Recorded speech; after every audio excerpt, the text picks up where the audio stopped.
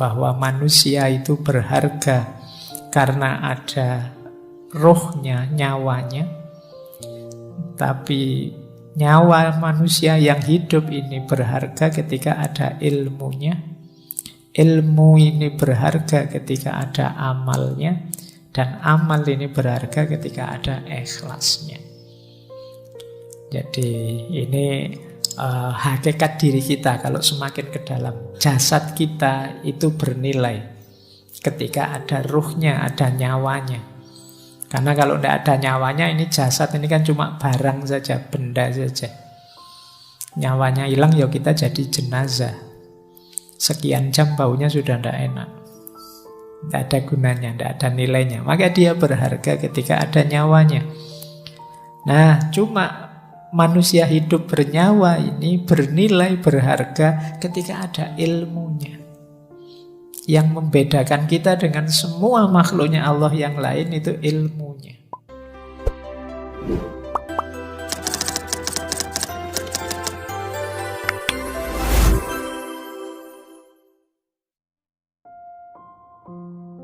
Assalamualaikum warahmatullahi wabarakatuh.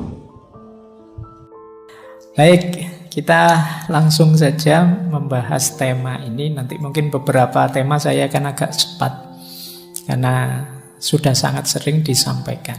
Tapi ini saya usahakan urut agak tertib biar kalian pahamnya lebih utuh. Karena selama ini mungkin penjelasannya agak tercecer-cecer tentang ikhlas ini. Sekarang kita rapikan secara filosofis. Apa itu ikhlas? Mungkin nanti cirinya, tandanya, manfaatnya seperti tema-tema kemarin. Jadi ini bagian dari muhasabah kita di akhir tahun. Ikhlas ini bisa dikatakan puncaknya keberagamaan. Nanti kita lihat kenapa bisa begitu.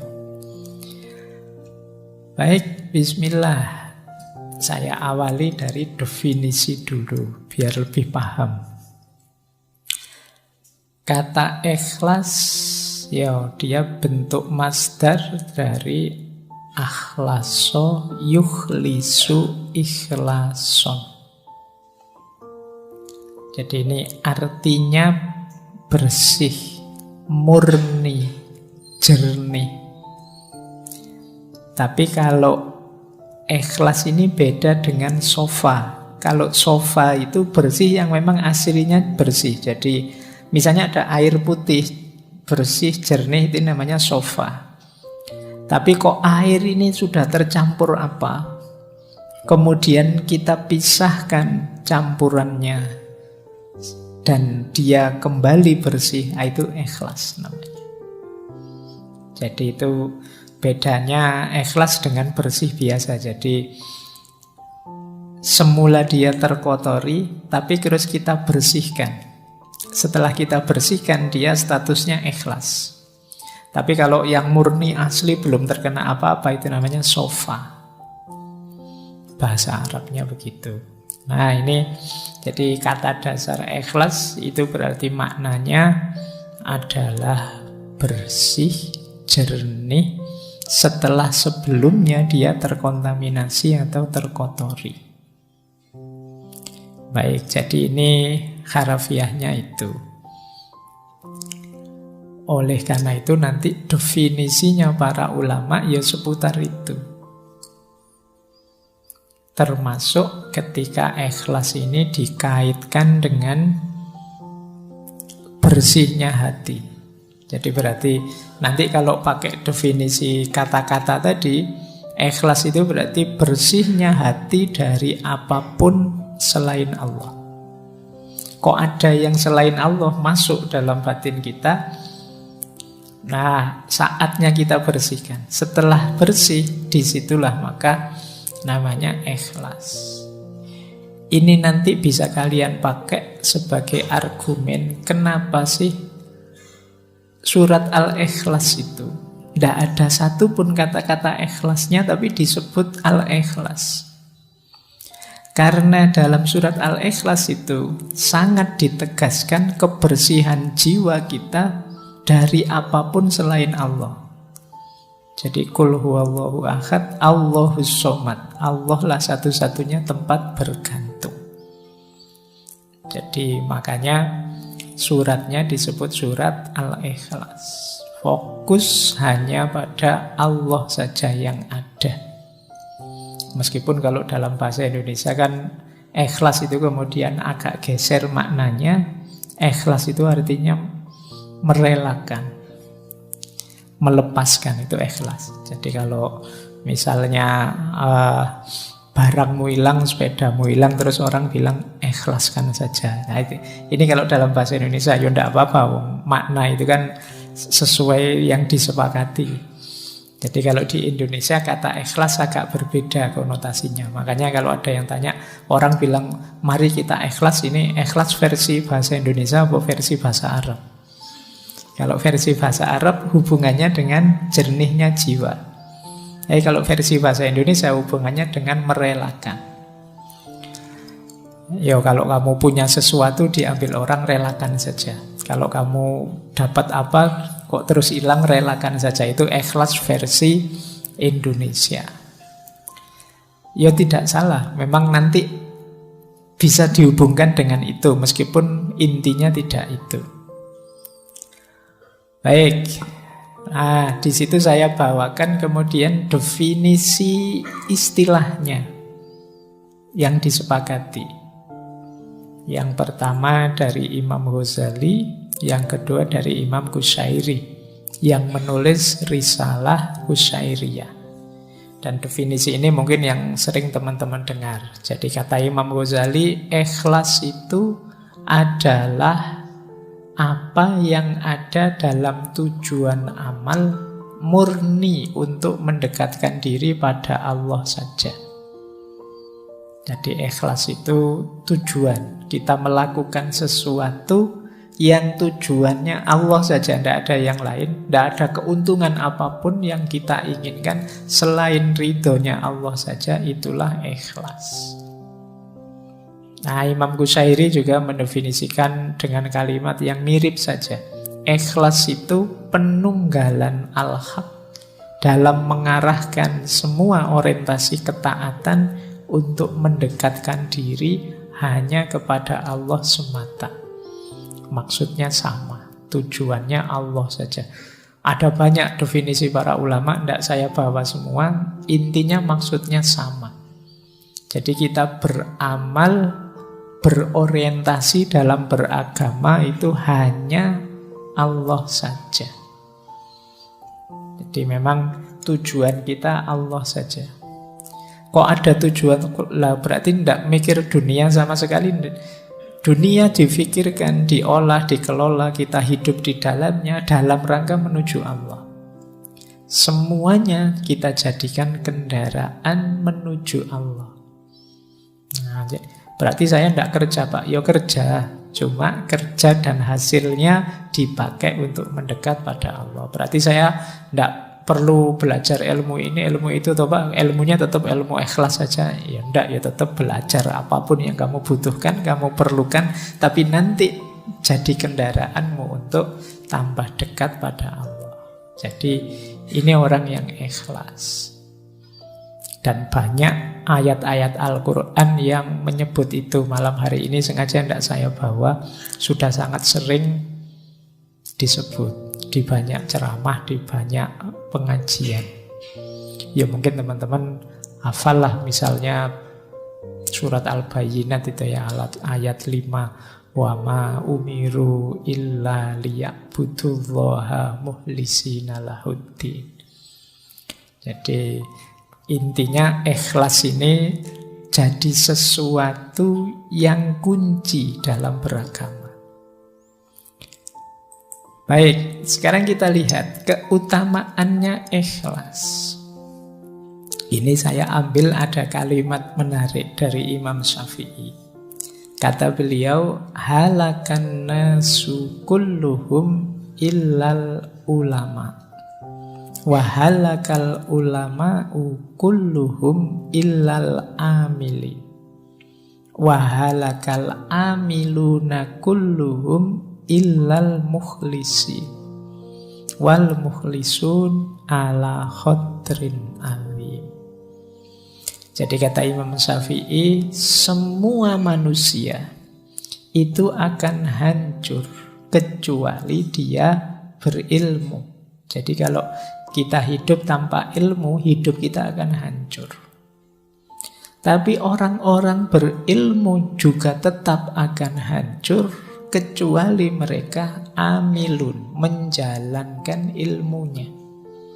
Kan banyak orang pinter yang ilmunya tidak jalan.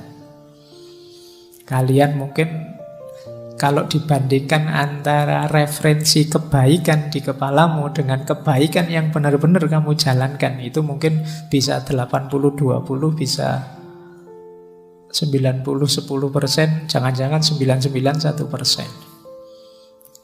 Jadi sangat sedikit yang kita wujudkan dalam amal. Maka manusia itu hancur tanpa ilmu, tapi ilmu tidak ada gunanya tanpa amal. Wahalakal amiluna kulluhum illal mukhlisin. Dan orang yang beramal pun pada akhirnya juga akan hancur kecuali orang-orang yang ikhlas. Berarti orang yang orientasi amalnya itu Allah saja.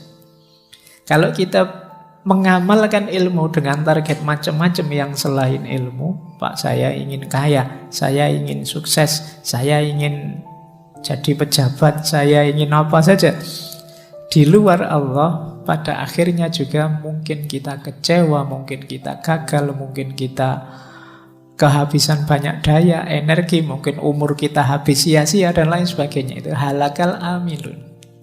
Beda kalau kita targetnya Allah saja.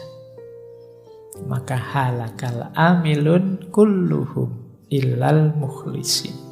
Kecuali orang-orang yang ikhlas. Wal mukhlisun, berarti kalau sudah ikhlas aman toh Pak? Aman. Tapi wal mukhlisun ala khadrin alim. Orang-orang ikhlas itu ya ujiannya banyak, tantangannya banyak. Dia harus hati-hati. Nanti kita lihat ada banyak sekali tantangan-tantangan orang ikhlas. Ini kalimatnya Imam Syafi'i ini sering saya sampaikan dengan logik yang saya gambar itu, bahwa manusia itu berharga karena ada rohnya, nyawanya. Tapi nyawa manusia yang hidup ini berharga ketika ada ilmunya. Ilmu ini berharga ketika ada amalnya. Dan amal ini berharga ketika ada ikhlasnya. Jadi ini hakikat diri kita. Kalau semakin ke dalam, jasad kita itu bernilai ketika ada ruhnya, ada nyawanya. Karena kalau tidak ada nyawanya, ini jasad ini kan cuma barang saja, benda saja. Nyawanya hilang, ya kita jadi jenazah. Sekian jam baunya sudah tidak enak, tidak ada gunanya, tidak ada nilainya. Maka dia berharga ketika ada nyawanya. Nah, cuma manusia hidup bernyawa ini bernilai, berharga ketika ada ilmunya. Yang membedakan kita dengan semua makhluknya Allah yang lain itu ilmunya. Tapi ilmu ini juga berharga, bernilai ketika ada amalnya. Buat apa? Ilmu yang teoritis saja, dihafalkan saja, numpuk sebanyak itu di perpustakaan, gunanya apa? Tidak ada harganya kalau tidak ada amalnya. Bayangkan Indonesia ini memproduksi berapa banyak konsep, berapa banyak teori. Dari kalian saja yang mahasiswa, coba dihitung. Di kampus saya UIN itu setahun 4 kali wisuda. Setiap kali wisuda 500-an orang. Berarti 2000 satu tahun. 2000 itu semuanya bikin skripsi, tesis, disertasi. Bayangkan kalau setiap skripsi, setiap tesis tadi menyumbangkan sesuatu untuk hidup kita berbangsa, bernegara, beragama. kontribusinya adalah kecil saja dari satu skripsi. Dari kampusku saja 2.000 kontribusi setiap tahun.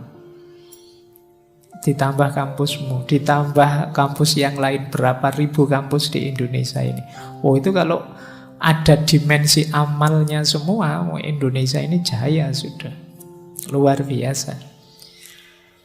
Cuma ya kan kalian tahu sendiri kan pada akhirnya skripsimu itu yang numpuk di perpustakaan.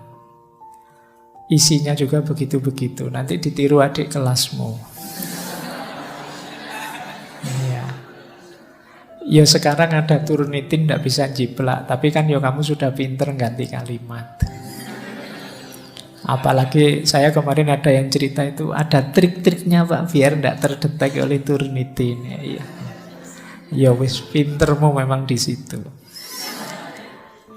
Jadi ya makanya akhirnya ya apa kalau bahasa agama jadi tidak barokah ilmumu. Cuma numpuk di perpustakaan. Kamu juga saya yakin waktu nggarap skripsi kan tidak terbersit nawa itu ilmu lillahi ta'ala. Bayanganmu kan sementing ndang lulus, yang penting cuma itu dok pikiranmu. Ndang dapat gelar, ndang tidak ditanya-tanya kapan lulus, pikiranmu itu saja. Ya sudah. Ya kita memanen apa yang kita tanam. Apalagi level paling tinggi ikhlas. Jadi sudah diamalkan pun kita masih perlu ikhlasnya. Baik, ini keutamaannya. Nah, kalau digambar keutamaan ikhlas itu loh. Ikhlas itu bagian dari rute kita ilaihi roji'un. Kembali kepada Allah. Jadi perjalanannya manusia di bumi ini kan sebenarnya bukan perjalanan kemana, tapi perjalanan kembali. Yang perjalanan itu awalnya adalah ikhlas. Ikhlas itu niat nawa itu untuk Allah saja. Jadi perjalanan kembali ke Allah itu kan perjalanan untuk Allah. Jadi titik tolaknya perjalanan hidup kita adalah niat yang ikhlas. Titik tujunya ya Allah, keridhoannya Allah. Jalannya isinya amal soleh. Jadi amal yang ikhlas menuju ridhonya Allah. Ini mode hidup ideal kalau dalam Islam. Baik, jadi inilah gambaran keutamaannya ikhlas.